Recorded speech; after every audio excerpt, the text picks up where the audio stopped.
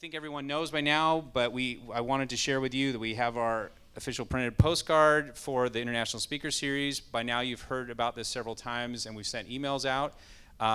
If you're a member, you're gonna probably be getting one of these in the mail. Just a reminder, if you haven't bought tickets, to buy them. Feel free to grab some if you want for you or friends or for a community center. You probably also have heard we have a partnership with OPB, so maybe you've heard on the morning or in the news, they're partnering, and a big reason is because we're having Lulu Garcia Navarro from NPR Weekend Sunday Edition, who's kicking it off. Just to clarify, that is on March 20th. She was supposed to speak next week, but we had to switch around the dates. So just to clarify, the series kicks off on March 20th. Again, all the details are in the postcard. And then just want to say a few words about global health, because we're really excited to be doing this talk. And before I introduce the speaker, I just wanted to mention a few other assets in the local community that can help you or family, or if you're teachers, students that you work with, to dive into this topic. Other partners we work closely with and who have spoken here or at our offices are Medical Teams International, which has a fabulous real-life exhibit out in Tigard. If you've never been through that, you can literally walk through. It's a self-guided tour on what it's like to be in a refugee camp or the victim of a tsunami. It's very, very impactful, pretty emotional. I highly recommend that. There's also the Mercy Corps Action Center downtown. That's probably more people are familiar with that. Also, it's a really hands-on and ability to get a sense of many issues, including global health. Another asset that we have through our partners at OPB is the fantastic interviews they do. They did one yesterday with someone who's actually a high school friend of mine, Kathleen Wilder, who's a doctor at OHSU, just returned for several months as a volunteer OBGYN in Sierra Leone. She's amazing what she's done. It's a great interview. I just listened to it online because I couldn't hear it live. You go to the OPB website. It's about 15 minutes. It's fascinating hearing her talking. She's also done work in South Sudan. So for anyone who's interested in this topic, I encourage you to listen to that as well. So just wanted to kind of mention some of the other work that we're doing with our partners here locally on global health. You'll see us continue to program on this because we think it is of vital importance. Now today, Dr. Denny is going to talk about global health, progress, and challenges. That's a pretty broad title. That was not his in the making. It's from our partners at Foreign Policy Association. So we'll give him a chance to dive a little bit more into the details on that. Dr. Denny is with OHSU Global, which focuses on Southeast Asia and is really a connection from the Oregon Health Sciences University to the world.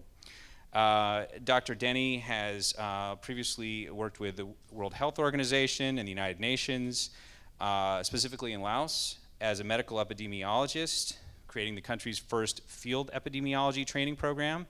And he's also worked in lots of other Southeast Asian countries, including Cambodia, Vietnam, Malaysia, Thailand, as well as and Myanmar, Burma, as well as up in Mongolia.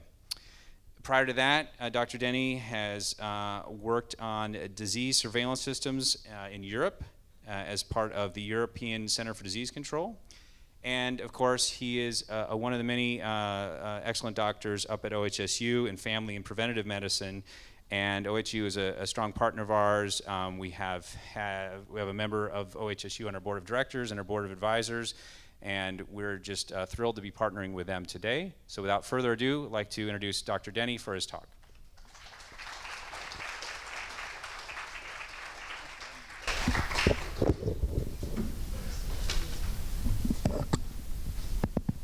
Thank you so much. Good day to you all. Good midday. Just before I start, can I ask how many of you work in healthcare or have worked in healthcare or hope to work? Okay, wonderful. How many of you have been to Southeast Asia? Wonderful. How many of you have lived overseas? Wow, look at this. Unbelievable. How many of you read the article? Right there. How many of you really read the article? Okay, excellent. Well, thank you for having me. I do have too many slides, lots of photographs, but it's an honor to be here. I'm a family doc, and I had the good fortune of training at OHSU. I have my partner in crime here, Ms. Leah Cron, who's an attorney who actually works with me, and she came to support me. So I will put some pictures up of her as well.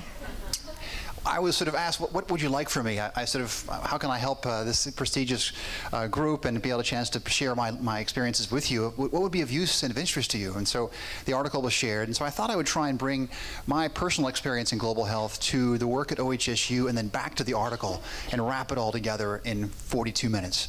So that's my goal here. And I speak too quickly, and I've had coffee, so I apologize for that. But I'd like to give you a quick just who I am. I think I've already been introduced, but I've worked I had the good fortune of training at OHSU in family and preventive medicine. It's a program, only one of its kind in the country. And then worked locally in local emergency rooms across Oregon and in public health in very small counties, and then up to some larger counties in public health. I then worked in Stockholm for a while with disease surveillance, looking for outbreaks of diarrheal disease, before moving to Southeast Asia, where I grew up as a child, in Bangkok, in Thailand, and the Philippines, to work with the United Nations. And I work with the World Health Organization in training and capacity building. And the article talks a bit about a few of these partners, global health players. And so I'd like to say a bit about my experience there as we go through this. And I want to take you on a bit of a journey with me into my experiences working in Laos and share some photographs and just give you kind of I'll ask you some questions too along the way. And we'll bring this back to work at OHSU, which Leah and I have started together, and then finish up with the discussion points, a few of those from the article. So what's an outbreak? Does anybody in the audience explain what an outbreak is or know what an outbreak is? Yes, sir. Well, let's see if I can give a short answer. It's something that happens that hasn't happened immediately before. So it's any kind of flu, for example.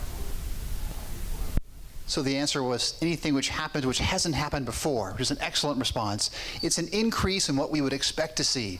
It's an increase in number of cases than we otherwise would typically see. This is called an outbreak, and it gets a lot of excitement. Movie titles are called outbreaks. Thank you for that good answer.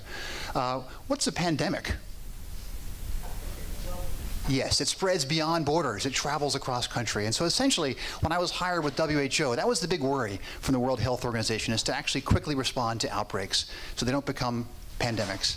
And that's the sort of theme, most of the theme of the article you shared with me and that you read before, those of you who read that. So I just want to come back to that, and I want to take you on an outbreak. I want to take you into the field and tell you what we did in this country of Laos is in response to this. And then I want to come back to these other concepts of surveillance and about health systems and how we can respond to improve and prevent outbreaks. So I'll come back to this slide later. Who knows where Laos is? Let's see a show of hands. Okay. Has anybody watched the documentary on the Vietnam? Okay. So as you may say, and I hate to get a little political, but the United States bombed Laos heavily, illegally and heavily, and pretty much littered the entire eastern coast of Laos with unexploded ordnances. When I got there, every week 4 or 5 children would die or be maimed forever because of picking up or looking for, seeing a shiny object in the ground and reaching out and playing with it, and it would explode. And it left a lot of the country unusable for agriculture and for other purposes. So it's been devastated, and of course the mass exodus of anybody who could leave during the 70s has happened. So this is a country which is remarkably poor, in spite of having wealthier, healthier neighbors. And so Laos is here. It's a landlocked country, very poor, very large landmass, and it's sort of a forgotten country. The Gates Foundation doesn't really put it as a high priority country. It's not in Southern Africa, but it has the same sort of demographic or health indicators as Sub-Saharan Africa.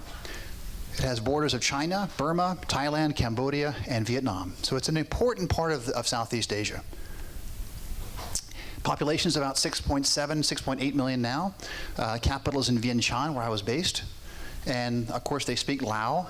They're mostly Buddhist, but also animist, which is believing in the spirits, which is a main part of the important to understand. It's about 9,000 kip to the dollar, which means lots of bills for not much money. You can stack them up and put them in your pocket, and you feel very wealthy, but you're not.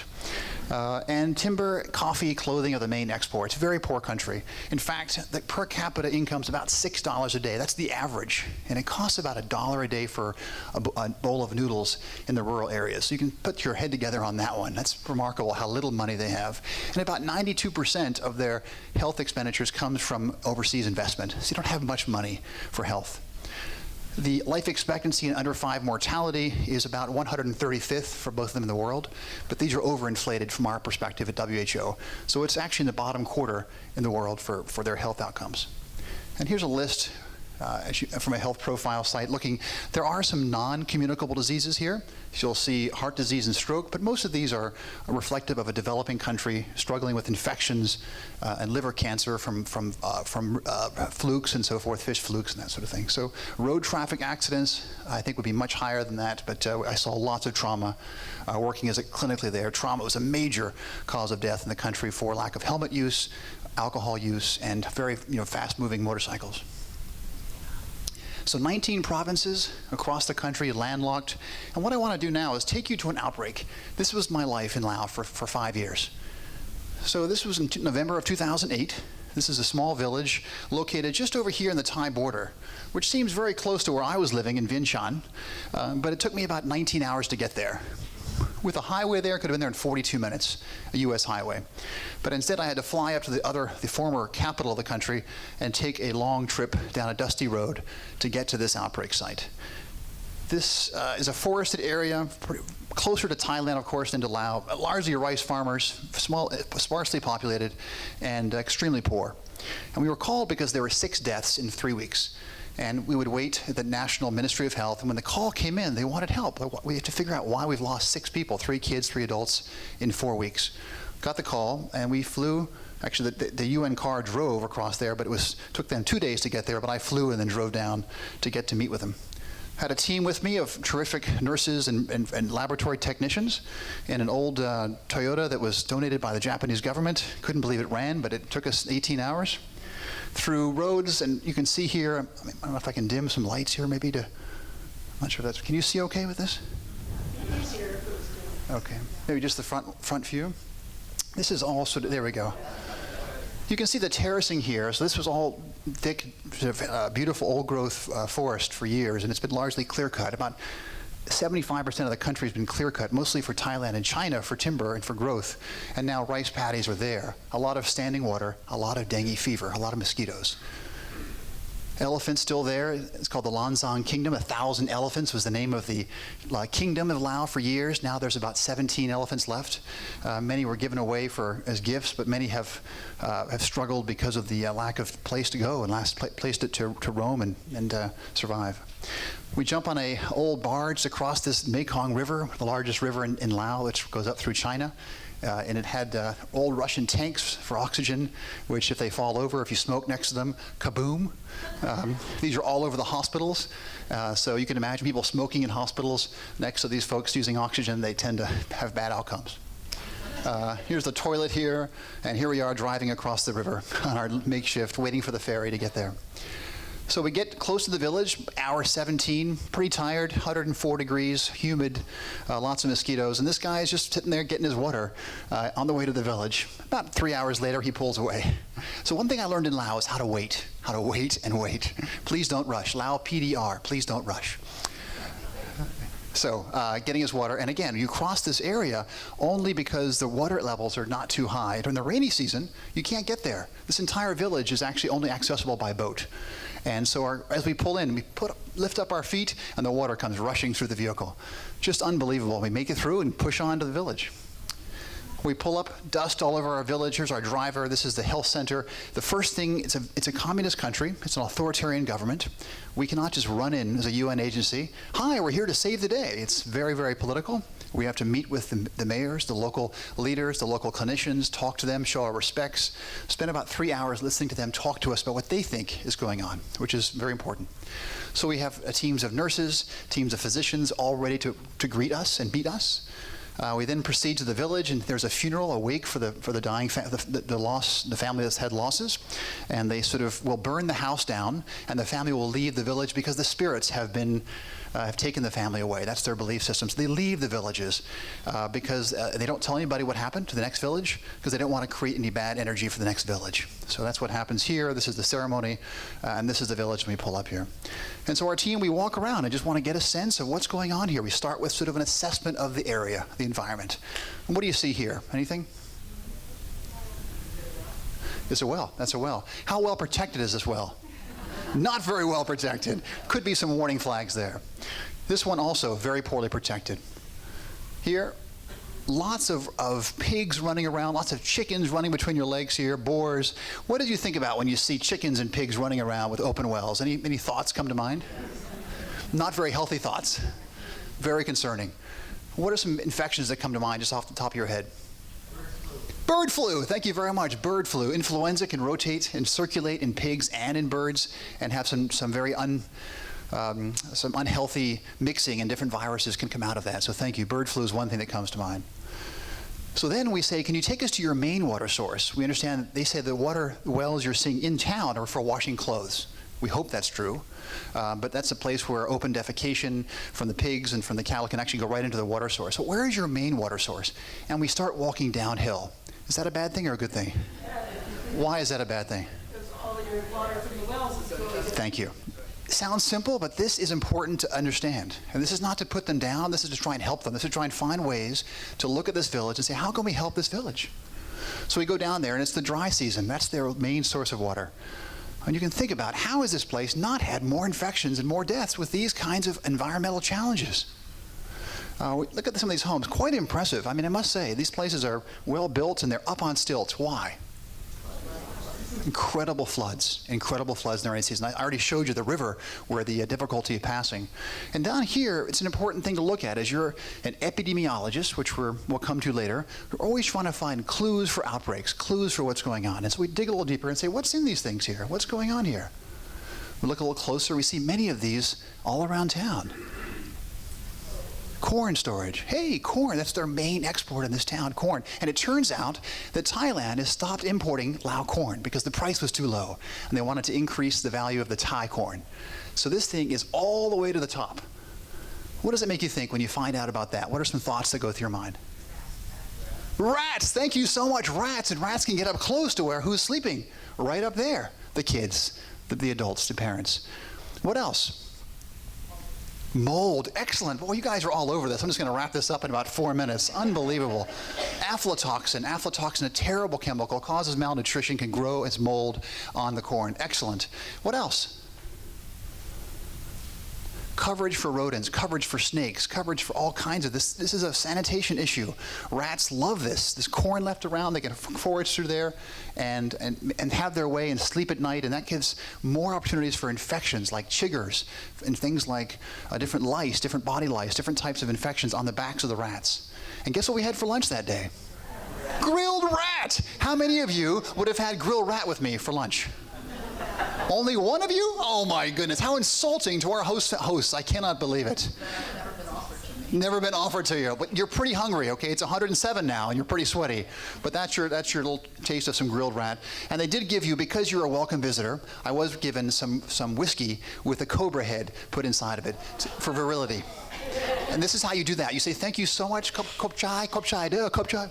Oh, Roy Mark. So you have to be very careful. You can sort of swig and miss. But anyway, so this is sort of a clue. So what do we do? Anybody, what are you going to do now? Run? Run. This is global health. Exactly. Run. Get out of there. Test the rats. After you've had a couple bites. So this is what we struggle with. So our first thing we do is we describe what's going on. And we interview. This is called a line list. This is sort of the backbone. This is shoe leather epidemiology. And here you have what the person does that you're interviewing, the date of onset of their symptoms, what the symptoms are. Did they have a fever, headache, nausea, dizziness, red face? All these are translated to Lao and done by the Lao colleagues of mine, not by me, but by those we work together on. When they had blood samples done, and we kind of list all of this so we can describe the outbreak. Who's sick? What are they sick with? It's called the who, what, where, when. And when I would teach there, it would sing it. Who, what, where, when. Who, what, where, when. They would never forget that. And then you throw in why. And that's the hardest question, why. And that's what we want to answer. Who, what, where, when, why. So when I'd see my students 4 years later, I'd say who, what, where, when, why. That was how we lived. That was our entire purpose of me being there, was to sing this song and get them to do this. Who, what, where, when, why. Sounds trivial. It is essential. And this is what we try and do to respond to these kinds of outbreaks. So here are the symptoms, those who died, and the entire, we can get pictures from that nice little line list. You can chart graphs as to when people died, and this tells you, hey, if the incubation period goes out to here, what was happening on the 19th? Was there a funeral? Was there a wedding? Was there a bouquet, a banquet? You can learn about what's going on. You're sort of figuring out what was going on before these deaths. And then we have to summarize this. For me, with WHO, I have about 8 hours to get back to Geneva with what's going on. Why do they care? They want to know if this is a new outbreak, a new emerging, scary infection that they have to send more teams to. We're the scout mission, right? And they want a summary in 4 points. They don't want to hear all the details. They want to know who, what, where, when, and what do you think is why. And that's essentially a skill that I would teach in a year to 8 students a year, and we'll talk about that in a second. It's not that easy. You saw the conditions, you saw the challenges, you saw the many things going on, but you have to think about what it was. So I have 70 cases and 6 deaths, these ages. This is the who. What did they have? Headache, fever, nausea, vomiting, rash, seizures. When? 4-week period in, where is it? Late November, thank you. And then where? And the why is where you're trying to figure out. You can't figure out why very quickly. Why is a huge challenge. Because why, as a clinician, many of you know, it's very hard to sort of tease out by symptoms. They overlap so much. So let's talk about what these whys could be. Let's talk about them. Why it's so challenging. There's infectious causes, there are nutritional causes, environmental causes, and other causes too. Look at these infectious causes. How many of you here have heard of scrub typhus? 3 hands. Murine typhus. 2 hands, 3 hands. Who's heard of Japanese encephalitis virus? Oh, excellent. Who's heard of dengue fever? Who's had dengue fever? Oh, come on, you travelers, you should have had dengue fever. I'm so disappointed in you. Only one of you. Okay, I've had it. It's a great infection. You'd love it. Anyway, look at all these things. This is a lot to think about in those conditions. Look at the nutritional challenges. Of course, malnutrition. 54% of children are malnourished in Laos. 54%. That's 80% in the rural villages, 30% in the urban environment. Vitamin B1 deficiency, which can have 2 forms, a dry, which is neurological, and a wet, which is cardiovascular. So beriberi is a major problem there because the rice doesn't have vitamin B1 unless it's added. Look at the environmental challenges. You've already mentioned some of these things, but you've got rodents, you've got animal bites, you've got all kinds of contamination from water, so you've got Shigella, Salmonella, foodborne infections. Look at all these sort of challenges. Mushroom poisoning. You can't sort of dismiss the non-infectious causes. They're certainly real and certainly there. This is also arsenic, which we see in Asia quite a bit, not just in sub-Saharan Africa, but arsenic is a big issue in Laos. So how do we narrow this list down? How do we do it? Education, okay. How do we get, we're sitting there, we've only got about a couple days to be away from our capital city. We only have about 2 days to figure out what's going on. How do you get this list down? What's changed? What's changed, okay, in their symptoms or in the village? What's, like you said, was there a burial, was there something, what Good. So use the curves to figure out what's happening. That's very good to know. Was it a foodborne issue? Was it a storm that came through? Sample collection, labs. Welcome to the world of labs. Labs in 107 degrees, not a good combination. Why is that? It's almost impossible to get these things back to the central laboratory. But they have these things called point-of-care tests. And these point-of-care tests will let you find things out in the field. So we had kids, we had adults, we did all kinds of tests. Some of these kids have this sort of facial injection, their eyes, as you can see, they're a bit sort of swollen, low-grade fevers. And we take these outbreak labs, and they're all negative, of course. And we send all of these off to the hospital. We put them in ice. We pack them in the local bus and send them back and say, we'll never see you again.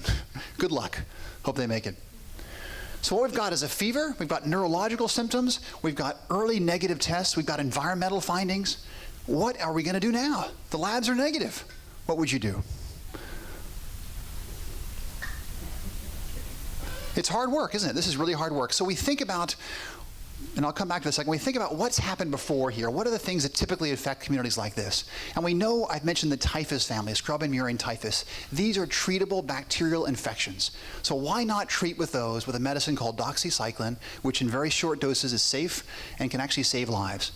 And education. Who said education? This is what we can do. We can at least, while waiting for the labs to come back, the official, more thorough laboratory testings, we can actually suspect, based upon clinical exam, we can actually treat, educate, put in environmental controls, and look for new cases when they come out. And that's what we do. quickly put in effect measures and wait for the labs. We treat who we can, who's still alive with symptoms.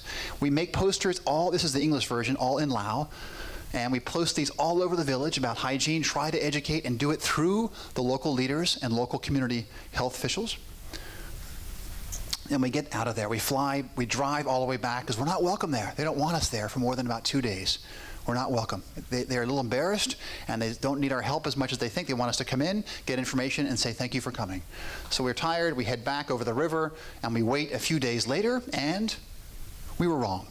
It wasn't scrubbing murine typhus. It was dengue fever, which never happens in the dry season. We got it wrong. We totally missed the boat. Does it matter?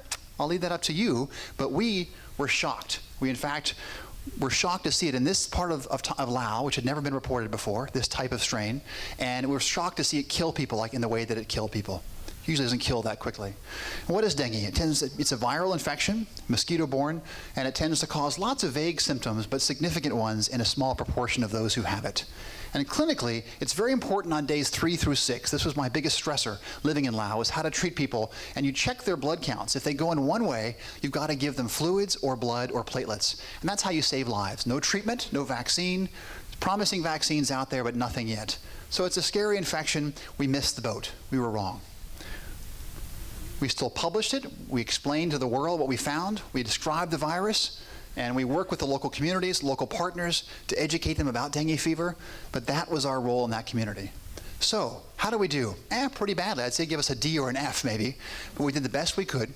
We got the diagnosis, we put in place some control measures, we work with local communities, we surveyed over time to see new cases. There were no new cases, but that was sort of an example of an outbreak.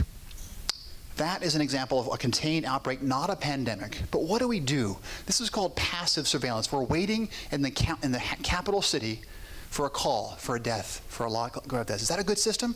Well, it's not a bad thing to have, but it's better to be more active and to actually be working to look for new cases and prevent cases. It's much better to prevent, as you know, than to respond. So this is why I want to talk about the article in health systems. In response to years and years of these problems in Laos, we started the first field epidemiology training program at WHO. This is my job, my great privilege to do this. And we trained, after doing a needs assessment with our local partners, all local driven, do they really want to do this? Is this a high priority for the country? We work with all the leaders to make sure they agreed that we want to prevent outbreaks and work on these moving forward. We worked with our support from Manila. We had one staff member, myself, occasional translator, so I had to learn Lao very quickly. We had a budget of about $78,000 for 8 students to pay for their housing, all their outbreaks, all their meals, and all of their cell phone time, and all of their trips, and my salary, which is about the same amount of money. Kind of embarrassing. Time from conception, I had about 18 months to get this approved by the Ministry of Health, and we put out about 8 specialists a year. And this was our objective. Our objective was to train the local responders, local expertise. We had a curriculum that we adopted from the US, Canada, and Australia, and we had them come to the center of the city to learn only in short periods. They didn't understand PowerPoint. They didn't know what a virus or a bacteria was. They were physicians who didn't understand what a virus or a bacteria was. So we had very short instruction, sent them to the field, and learn by doing. They were excellent at learning by doing. We all are. In the field, they'd come back with their experiences, and we would work together on improving their response. And they'd come back each time and get a different award for their efforts and get more promotions in their local fields, which was very exciting for them. And we would also have them, once they started to get it, we'd have them teach. Unbelievably good teachers, much better than we can teach. Once they started to get concepts, we'd put that person in charge, and we'd have them learn by actively doing things like testing with screening, throwing out nets to see if you can catch what's sensitive, what's specific. These are concepts that are very hard to understand if you've never finished really a basic science course before. We brought in guest lecturers who unfortunately showed 90% of the time, so I had to learn a lot about a lot of things. And the reason for that is my per diem was only $6 a day, and they were getting 10 to 12 from NGOs and from other UN agencies, and they'd always go, as they should, to the higher payer. And then we put in place these health systems. Instead of sitting around waiting for that call, we put in these things from Geneva. This is a Microsoft Access program that would actually report every week the number of cases of these infections. And you can see what it would do is give us a list of how many cases, what we would expect to see, and how many we're seeing. And this comes back to surveillance, active versus passive. So we can't do this in our memory, what's normal for these areas based on population or problems in each community. How many deaths there were, we're looking at what's happening by week, and we can see, wait a second, this is way too much. Let's send a team out there and find out what's going on. We did this, and we could graph these. Very easy, offline, no need to have internet connectivity once you put the data in. We could map them in color coding, all done by our Lao colleagues across the country. And then we got to work. And this is what we did our first year. This is one of our Hmong's trainees. This is a workplace for dengue fever. We sent them out, and look how many outbreaks we did in just our first year. I mean, we're getting busy out there. $78,000, everyone's salary, everyone's housing, everyone's food, every trip, every meal, every transportation, that's our budget. All over the country, all kinds of infections. But then we said that's not enough. That's still responding. We need to actually prevent. So we went out and did projects. We interviewed people and said, hey, what do you know about anthrax? Anthrax was killing 60 young women a year. 60 young women. Why? They would have cattle that are worth $60 for a head, and they would die of anthrax. They couldn't vaccinate them. They couldn't afford the vaccine. We would go there and say, don't eat the cattle. And we'd bury the cattle. And at night they say, thank you for coming. And they'd dig up the cattle and eat the cattle. I mean, of course they would, right? How crazy we are. So we talked about understanding about why do they keep doing this? How do we understand? What's the best way to have them stop doing this? How can we get them to start to vaccinate? How do we get this moving? We talked about rubella. We interviewed and screened women, and most women had rubella non-immunity, and they were having spontaneous abortions. So we added rubella to one of the vaccines. Sounds simple, but it took us a survey to show to the country we didn't have immunity in Lao. We went through every single one of those piles of paper to look for the oxygen levels in children, to see if oxygen levels meant anything, to treat kids with hypoxemia. And we found it didn't. They weren't looking at that. So we went through all of that to sort of look and see how we could improve the handling of hypoxia. And then we did a vaccine campaign to show that it was safe. They didn't trust any vaccines, especially American vaccines, because of the war. And they just did not trust us. And so we had put in place a campaign for 2 years to show that the vaccine for flu really did not harm people. And we had them run the study. And after that, we could vaccinate all we wanted. But we had to show it first in Laos, even though we had data from around the region that it was safe to vaccinate for flu. We also educated. Again, education is hard work. It's a lot to do, but we did it with our local students. Every time they went somewhere, we trained the local leaders. And we work with Thailand. And Thailand and Laos do not like each other very much because of the war. Thailand let us land our planes there when we bombed. Thailand took the Emerald Buddha, which is a sacred sculpture Buddha that's been moved to Bangkok, if you've been to Bangkok. And so the relationship's very rocky. But if we were negotiating WHO, they're fabulous together, non-politically, and they wanted to work together. So anything which happened on the borders, they'd call each other and not wait to call WHO. What a waste of time. Talk to each other. This was a huge legacy, I think, was getting them to know each other and have shared meetings. And this is our graduate list. When I left, we had about 18 graduates across the country, and now we have 56 graduates, and it's all run by Lao nationals. So that's the experience in Lao. I know I'm running short on time. What time is it now currently? 36. Okay, I've got about 10 minutes. I want to get right back and take these lessons, bring them to OHSU, and then finish up with the article. Am I speaking fast enough? Okay. Sorry, if I'm speaking too quickly, raise your hand. All right. So OHSU, this is where Leah comes in as my colleague. I was asked, I'd worked in public health for a short stint, but missed global health. And the provost at OHSU, after a meeting, said, would you help us connect OHSU to one part of the world? Because we're spread so thin now, we'd like to have an emphasis in one area. Can you go back to your partners and find a good NIDIS and some funding for us to work together? I'll give you 2 years of funding, and you can work with Leah to get this to happen. So we went and when I'd been away for many years, I couldn't believe how OHSU had grown. This incredible tram had gone in, these new buildings, the Night Cancer Challenge, amazing things happening with research and innovation. And so we took a sort of survey of OHSU, and I went back to all of my partners, and we sort of hit the carpet, and we found a fantastic couple of partners, one public and one private. The public partner is sort of a carbon copy of OHSU, on the river, same age, regional center, really kind of the top tier program for the entire region. They train Burmese, Lao, Thai, Cambodian, Malaysian for free, all the physicians and nurses. Wonderful resource. The Thai king had sort of invested in this. 5 public hospitals, 1 private, and all the proceeds from the private go to the public hospitals. Amazing place, and fantastic at research. So we had them, and then we had a private donor, a private partner. Why? Because they had resources and they had ability to move quickly. And they sat on the board of the public center. It was a perfect fit. So we had a private and a public partnership, and they needed us to help them right away. So here's our new partnership. OHSU Global was launched. Our presidents and our provost, this is our provost before, and our president had to make sure these were good partners. They went out there 2 or 3 times, scoped them, checked them out, make sure they were really a high quality and reputable partners as well. These are the presidents and the deans of the School of Nursing. This is when the king was about to pass away. I don't know if you remember, the king passed away a short while ago in Thailand. He received his care at that public hospital. And we put together an approach at OHSU, what to do. And I took the lessons of Lao, of WHO, where capacity building was sort of what it's all about. Yes, it's wonderful to come in and make a difference by performing a surgery or going in and helping with a short-term relief effort. But to me, having had the great fortune to work in global health, it's all about training local capacity building. And this is not the medical mission model. And I think international health has been flourishing for years. It's starting to we don't need to go out and set bones anymore in Africa. They can set bones pretty well. They can read malaria slides very well in Africa and Laos. What we need to do is to actually work together and to train and capacity build. And this is my soapbox with our work at OHSU. We want to bring up the entire university, not just the doctors, but the nurses, pharmacists, dentists, PAs, nurse practitioners. We have a tremendous interprofessional team of providers across the OHSU, so let's bring them all together. And boy, the nurses are absolutely in huge demand across Southeast Asia, nursing quality. Teaching. What's good for you? What are your local priorities? Not what we can come in and do for you. What do you need? And can we meet your needs? Can't say enough about that. And having an on-site presence. We've now hired OHSU faculty based in Thailand and based in Laos and based in Myanmar full-time. That's a huge thing for us. If you're going to go and leave, I can tell you right now, your priorities and your work will fade if you're not there. We think that's a major part of our success, is having a full-time clinician and dietitian based in the region.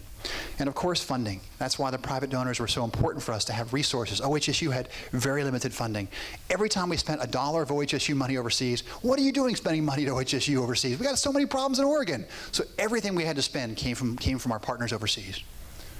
So we started off on their priorities: occupational health, workplace health. Many may not know this, but OHSU is a center of excellence, one of 4 in the entire country. So we helped them become a center of excellence. Pediatrics, we have the top quality pediatric hospital in the country. We win all the awards for quality. They wanted that as well. So we took these 2 programs, pediatrics and occupational health, and 3 years later, here's where we are today. We're working in blindness in Myanmar. We're training the first group of family docs in northern Thailand.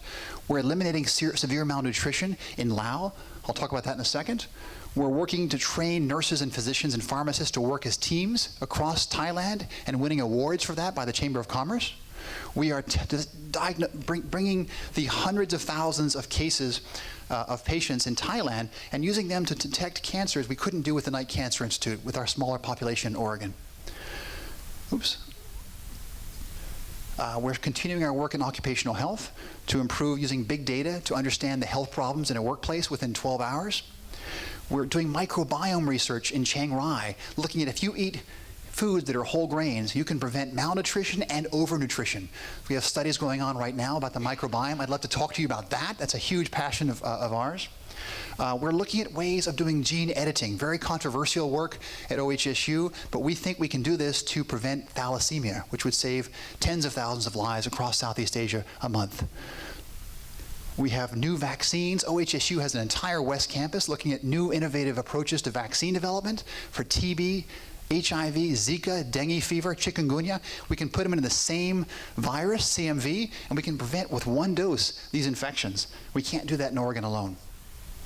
And back to our work at Myanmar. Just a few slides before Obama left as president, he gave us $4 million through the Department of Defense to build a nutrition institute in Laos. OHSU, $4 million.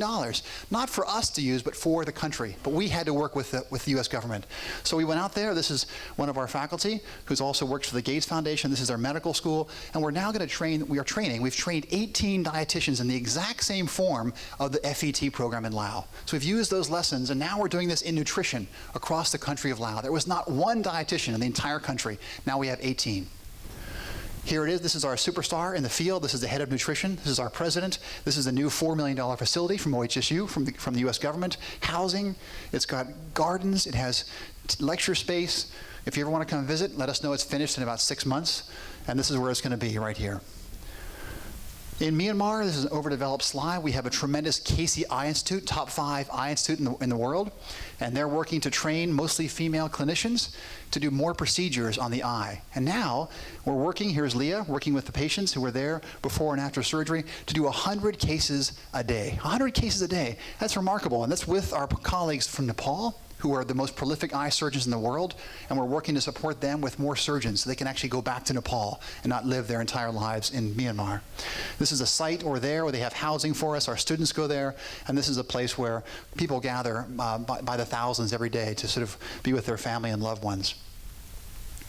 So our students are starting to love this. We started with faculty, and now we're moving to students. The students are getting a chance to rotate on clinical wards, do research, and then go to Myanmar and go to Laos. And here are some of their comments, and these are the kind of things that get Leah and I to where we feel like we're making a difference. This is where we feel like this is good work. I love these comments here. I'll give you a chance to read those.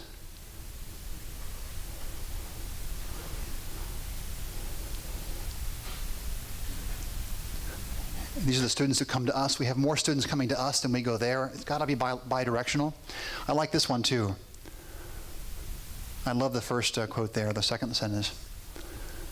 The assumptions we have that we have the best education in the world, the things we learn by going and traveling as students. And this, to me, having grown up overseas, I love bringing Oregonians who have never been outside of the state, bring them to live and work in Southeast Asia. It's a tremendous eye-opener. They come back changed people.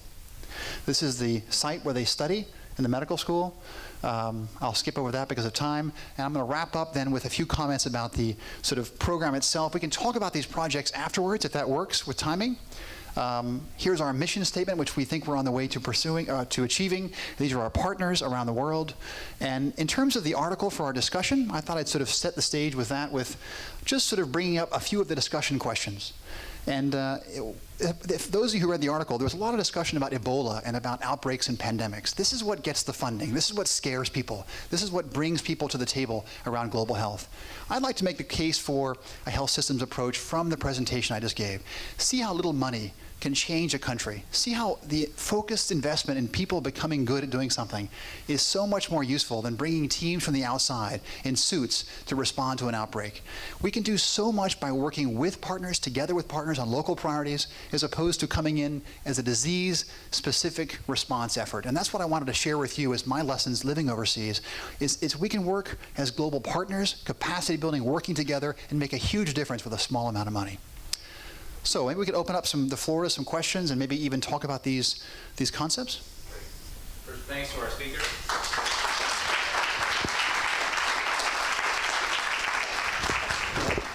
So a quick reminder, since we are live streaming and then later on YouTube, questions need to be into the microphone. I'm going to rotate around so we don't just hit the front. So if you raise your hand and we'll go around, please try to keep your question brief so we can get through as many as possible. So who's first? Is it on? Yes. My son and daughter-in-law and their 2 kids lived in Thailand for 2 years because they were teaching in international school, and they raved about the health care in Thailand and that they didn't have to pay for it.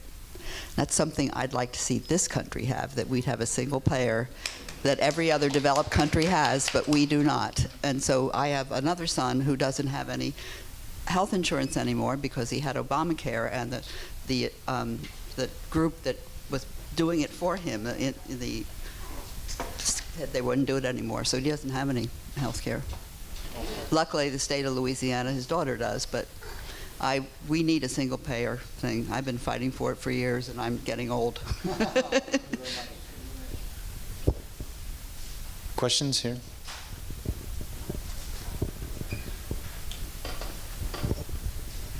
I understand the WHO funding is quite negative at these days, and furthermore, the most of the countries that do donate to, or a lot of them who do donate to WHO, have specific requests or as to what the money is going to go for. Could you comment on that particular aspect of it, please? Very good question. And again, I was a very low-level peon in the WHO, so I was on the field and so forth. But I see the criticisms of WHO. My experience with it for 5 years was that it's an incredible bureaucracy and a lot of country-specific loyalties and a lot of wasted money. But that said, we still did some good work, and I think the work that came out of policy direction of bringing everybody to one approach in terms of strategies were outstanding. They have some great minds working there. The challenge is, though, of course, is how to pay for it, and I think people have huge pensions, huge salaries. I mean, it's really, they have tax-free income. I saw some egregious, sort of incomes there with WHO. Was it earned? I mean, $100,000 a year in this place is a lot of money. And so it's become so expensive it can't keep up. And the Gates Foundation is sort of pushing them over with how much they're able to bring to the table. But that said, it's hard to throw the entire thing out. And the British Parliament sort of made many comments on this. They said WHO is a terrible organization, but it's the best thing we've got.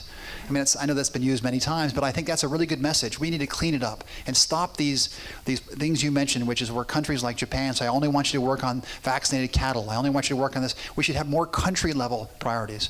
But we can do better with the existing systems. We can clean it up. And I think the British Parliament is correct. And we need to actually use the existing infrastructure, just take the politics as much as we can out of that decision-making process about who gets to be head of this or head of that. Who cares who's the head of this and head of that? Let's get the work done. Let's have rotating positions. Let's not put lifetime people in WHO. Let's rotate people through it. These are ideas that have come forward as suggestions.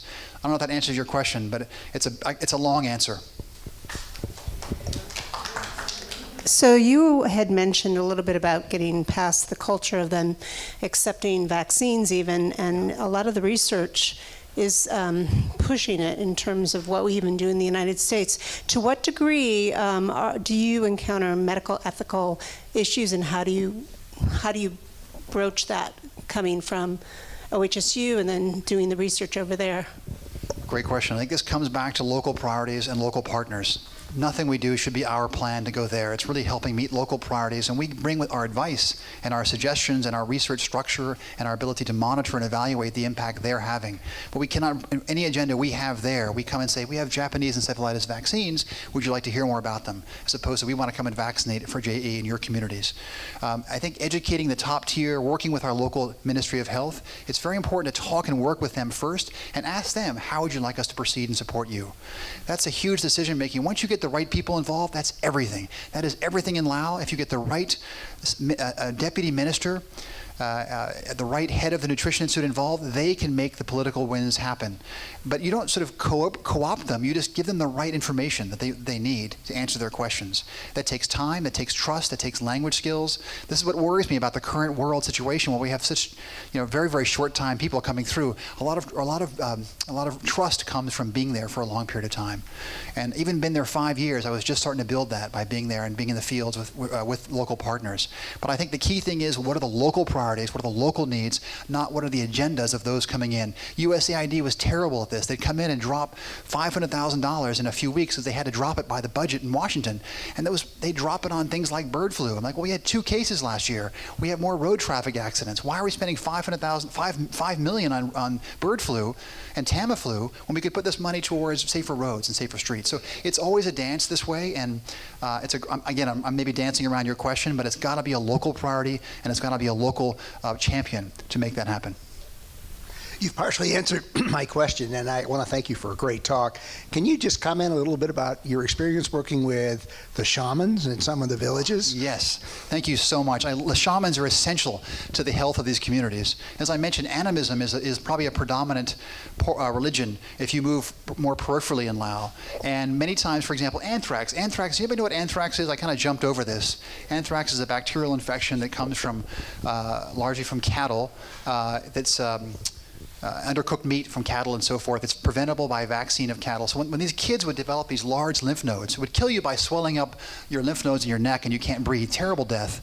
And we'd lose 40 people a year in Laos. In one village, we'd lose these people, several times. And so we'd go to these villages and talk to the local shaman. Like, what do you do? And they would put these creams all over them. These creams to help them. And these kids would just swell up like a balloon and die. And the young mothers would too. And so we just were so upset about this, but we couldn't come in and give doxycycline to cure these kids unless we work with the shaman and the local healers. And so we did it.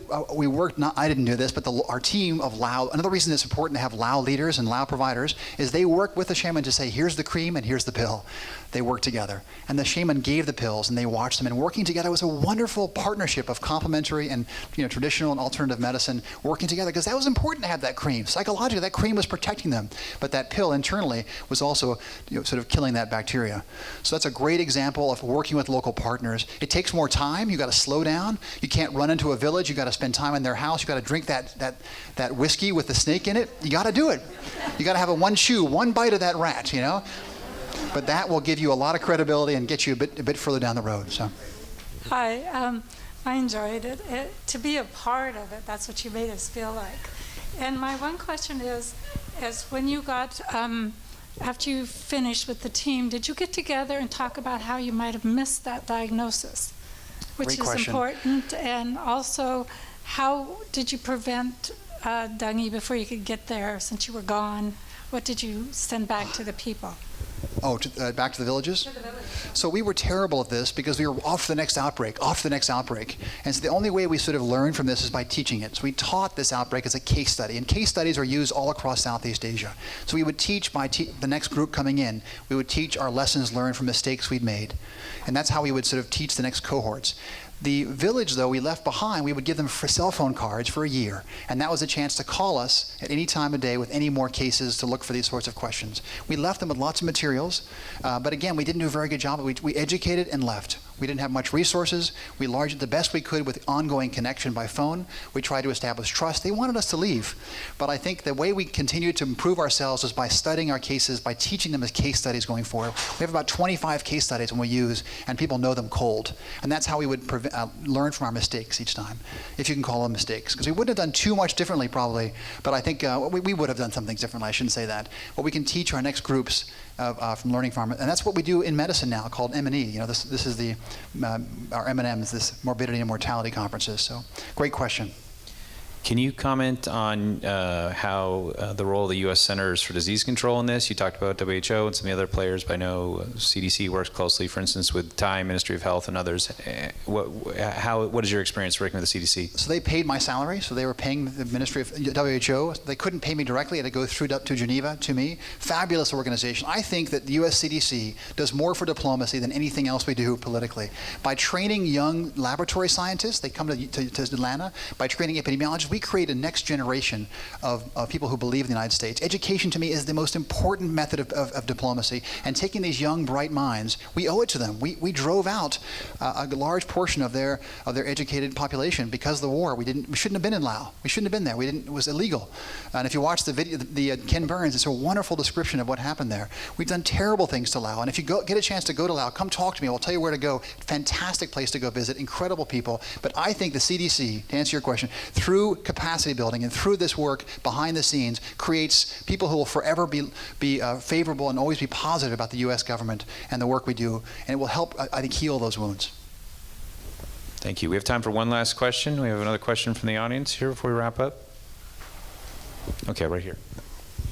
I don't know if I missed in your lecture, but did you ever figure out what was different, what caused that dengue fever outbreak in the village? I think what we did was we genotyped it. We took the actual virus and learned that it was a new type of virus that we'd never seen before. But no, we don't understand dengue that well. There's 4 to 5 different types of dengue, and what's so tricky about it is if you get one infection, you're okay. If you get a second infection, you can die. It's a strange infection, but we don't understand how it got there. There was no migratory patterns. We studied this. We have papers and papers on this paper.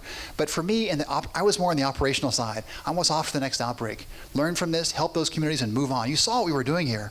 It's a staff of one. We got to move. But these are things that the researchers have been sort of banting around. Why did this virus come there? What's happening? That's a great question, and I've got the article, but I don't have any more updates on that. I'm sorry. I will end with a few slides here. This is our president, who's been to Asia many times. This picture, I think, encapsulates the spirit of the Thai people and our partners in Asia. Look at this. She's a nurse practitioner learning to teach nurse practitioners in Thailand. She's a gem. She came here and she saw him. He was going to get his own lunch. She's like, "Your president's getting his own lunch?" And she comes over and goes, "That's our president." She runs out and gives him this huge hug. And he hands his iced tea to us and hugs her back. And this is the spirit of Oregon and the spirit of Thailand coming together. This is my favorite picture. Thank you all so much for your time.